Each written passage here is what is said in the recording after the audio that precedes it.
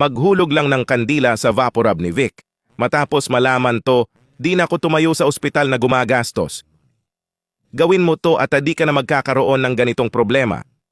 Para sa simpleng tip na to, 3 kandila lang ang kailangan. Ilagay sa kawali tapos low heat hanggang matunaw. Di ko alam na pwede pala tong gawin sa bahay. Nakatipid ako ng malaki. Di na kami bumalik sa ospital matapos malaman tong trick. Pag tunaw na ang mga kandila, tanggalin ang mga mitsa.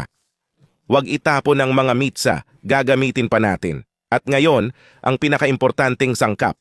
Para gumana to, kailangan natin ng Vaporub ni Vic. Kilala ang Vaporub ni Vic sa mga bahay sa buong mundo. 1 kutsara lang nito ang kailangan natin. Idagdag at haluin hanggang matunaw at mahalo sa kandila. Pagtapos na, patayin ang apoy. Ibuhos ang tinunaw na wax sa lalagyan. Kahit anong lalagyan pwede, basta di plastic. Tapos, magdagdag tayo ng kaunting klavo. Mahalaga ang papel ng mga cloves sa tip na ito, walang eksaktong dami. Dagdagan mo ng gusto mo tapos haluin ng mabuti. Tiyak, hindi ka nagagastos sa mamahaling gamot sa botika. Pagkatapos haluin, malapit nang matapos ang ating tip. Natatandaan mo ba yung mitsa na sinabi kong itabi? Gagamitin na natin yan ngayon. Gamit ang sipit, ilagay ang mitsa sa gitna ng lalagyan. Hayaan mo muna hanggang tumigas ang kandila. Pagkalipas ng ilang sandali, ganito na ang itsura. Tingnan mo kung ano ang kinalabasan. Ngayon, tanggalin na lang ang sipit. Putulin ang sobrang mitsa, tapos pwede mo nang sindihan. Gumawa tayo ng kandilang nakabubuti sa kalusugan at panlaban sa insekto. Ang kandilang may Vicks ay may benepisyo sa paghinga at pagpapahinga.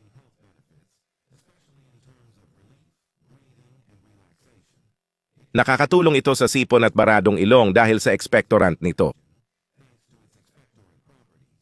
Ang paggawa ng kandila gamit ang Vicks Vaporub ay may mga gamot mula sa halaman at langis. Ang kandilang ito'y ginawa para gamutin ang baradong dibdib, ubo at iba pang sipon. Iwan lang sa kwarto at langhapin habang natutulog. Magbibigay ito ng mga benepisyo habang tulog at kasama ng clove, magtataboy ng mga insekto, lalo na lamok. May eugenol ang clove na pumapatay at nagtataboy ng mga lumilipad na insekto. Kung maraming insekto sa lugar mo at wala nang magawa, gumawa ng kandilang ito. Ito ang tip ngayon. Sana nagustuhan mo. Pagpalain kayo ng Diyos at kita tayo sa susunod na video. Maglagay ng sibuyas sa paa, di ka maniniwala sa mangyayari. Ginawa ito ng nanay ko sa paa niya at nakaligtas siya. Kung may sakit ka sa likod, tuhod at binti, malaking tulong to. Di mo alam ang kaya ng isang sibuyas. Bago ko sabihin paano ka matutulungan ng sibuyas, sasabihin ko muna paano ihanda. Siyempre, balatan ng sibuyas at hiwain sa gitna. Kalahati lang ng sibuyas ang kailangan natin. Hindi ko gagamitin ang buong sibuyas. Ang kalahati ay pwedeng itago sa ref. Hiwain ang sibuyas ayon sa gusto mo. Walang epekto sa resulta kung paano mo hiwain. Hiwain mo kung paano mo gusto. Pwede kahit anong uri ng sibuyas, kahit matigas. Pagkahiwa, ilagay sa garapon o anumang lalagyang may takip. Gagamit tayo ng 70% alcohol, ibuhos hanggang malubog ang sibuyas. Ngayon, ibabahagi ko sa inyo ang tungkol sa malakas na sangkap na ito. Simple pero talagang epektibo. Bukod sa pagiging pangunahing sangkap sa kusina, ang sibuyas ay malakas na katulong sa kalusugan ng kasukasuan. Mayaman ito sa natural na antioxidants at anti-inflammatories na nakakabawas ng sakit at pamamaga tulad ng arthritis at pananakit ng kalamnan. Kung nalilimitahan ang buhay mo dahil sa sakit ng kasukasuan, huwag mag-alala. Sa tulong ng sibuyas, maaari kang magkaroon ng mas aktibo at malusog na pamumuhay nang walang limitasyon dahil sa sakit ng kasukasuan. Ito ay dahil naglalaman ito ng mga compound tulad ng quercetin at flavonoids. Ang mga sangkap na ito ay tumutulong sa pagbabawas ng pamamaga ng kasukasuan. Mayaman din ang sibuyas sa sulfur, isang mineral na mahalaga sa pagbuo ng collagen, protina para sa kalusugan ng kasukasuan at connective tissue. Takpan lang ang bote at ilagay sa malamig na lugar ng 7 araw. Habang mas matagal itong nakatago, mas epektibo ang halo. Pagkatapos nito, kunin ang halo, ibabad ang cotton ball, at ipahid sa masakit na bahagi tulad ng pulso, tuhod, bukong-bukong, likod, o anumang kaso-kasuan. Inirerekomenda akong gawin ito sa gabi, balutin ng benda, at tanggalin kinabukasan. Ang mga sakit sa kasukasuan ay maaaring dulot ng labis na pisikal na gawain, pinsala, o pagkatanda. Kung abala ka, isave mo na lang ito para sa ibang pagkakataon. Maraming salamat sa panonood at magkita tayo sa susunod na video. Tingnan mo, ang galing. Sistema ng hapon na nagbibigay ng gulay buong taon. Anumang gulay ay yumayabong sa sistemang ito. Dito, may gulay ka buong taon. Hindi mo na kailangang alagaan pa at maaari ka pang kumita ng extra. Matutong gumawa ng Japanese technique para sa lettuce buong taon. Nagbibigay ito ng iba't ibang uri ng gulay. Napakadaling gawin ang teknik na ito. Gusto mo bang matuto kung paano? Dito, may gulay ka sa bahay buong taon. May mga taong kumikita pa na nga dito. Tingnan mo, ang ganda. Gagamitin natin tong lalagyan para sa self-watering pot. Tanggalin to, tapos markahan ang gitna. Pagkatapos gupitin, butasan ang takip. Kutsilyo gamit ko, pero pwede ibang tool kung mas madali. Susunod, maglagay ng cotton string o katulad nito dito. Ipinapasa natin ito sa butas ng takip na ginawa natin, tapos ganito ang gagawin. Ito ang ating sistemang pansariling patubig. Ito'y automatikong pangdilig na natural ang pagpapatubig. Hindi mo na kailangang mag-aksaya ng oras sa pagdidilig ng halaman. Ngayon, ito ang ating lalagyan. Lagyan natin ito ng tubig, mas mainam kung filtered, hanggang sa antas na ito. Pwede ring gumamit ng pinakuluang tubig. Ang tip na to ay matipid at madaling gawin. Pwede ka pang gumamit ng lupa mula sa iyong bakuran.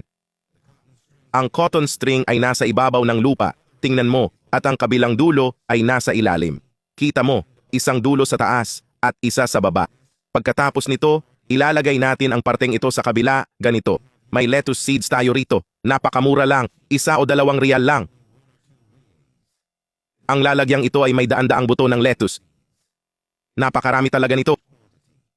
Hindi natin kailangan lahat yan. Maglalagay lang ako ng mga 4 na buto. Hindi na natin kailangan ng higit pa riyan. Ilalagay ang mga buto malapit sa cotton string, tapos ganito ang susunod. Nagse-spray kami ng konting tubig gamit ang spray bottle, 1 beses lang. Sa unang pagkakataon, hindi na kailangang magdagdag pa ng tubig. Ngayon, kukunin natin ang lalagyan at ilalagay sa lugar na may magandang daloy ng hangin. Mas mabuti kung hindi tinatamaan ng direktang sikat ng araw. Ang tubig sa ibaba ay aakyat sa pamamagitan ng tali at didiligan ang buong lupa. Tutulong ito sa pagsibol ng mga buto ng lettuce at magkakaroon ng magandang dahon ng lettuce dito. Hindi mo na kailangang gawin ang anuman para alagaan ito. At pagkalipas ng 1 linggo, may makikita kang mga dahon ng lettuce na tumutubo. Pagkalipas ng 2 buwan, magkakaroon ka ng malaking ani ng lettuce mula dito. Dahil mabilis dumami ang ganitong uri ng tanim, ito'y hapon na teknik na nagpapabilis sa paglaki ng halaman kumpara sa pagtatanim sa simpleng lupa. Makikita mong 2 beses silang mas mabilis lumaki. Naisip mo na ba mga kaibigan na magtanim ng sariling gulay o ipatanim sa iyong mga anak? Maaari kang magkaroon ng gulay buong taon sa bahay. Kaunting espasyo lang.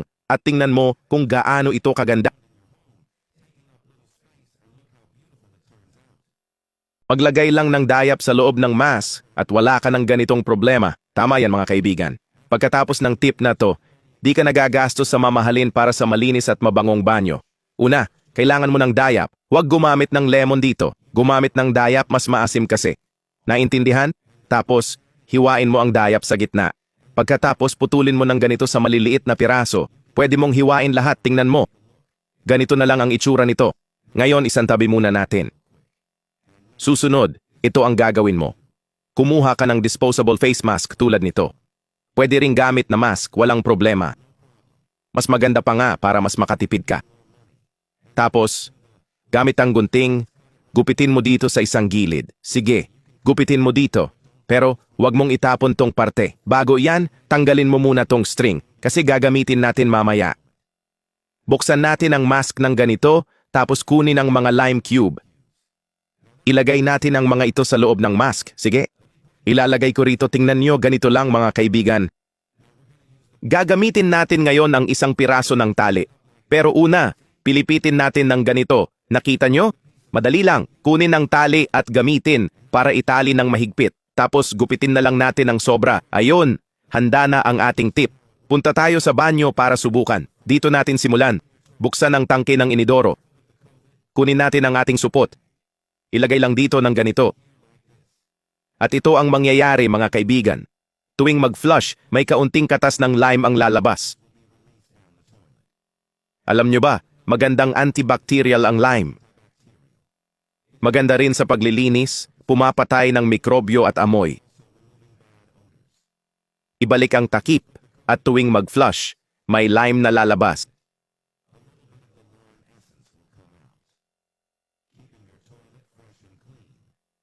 Simpleng tip na makatitipid at makakatulong sa araw-araw.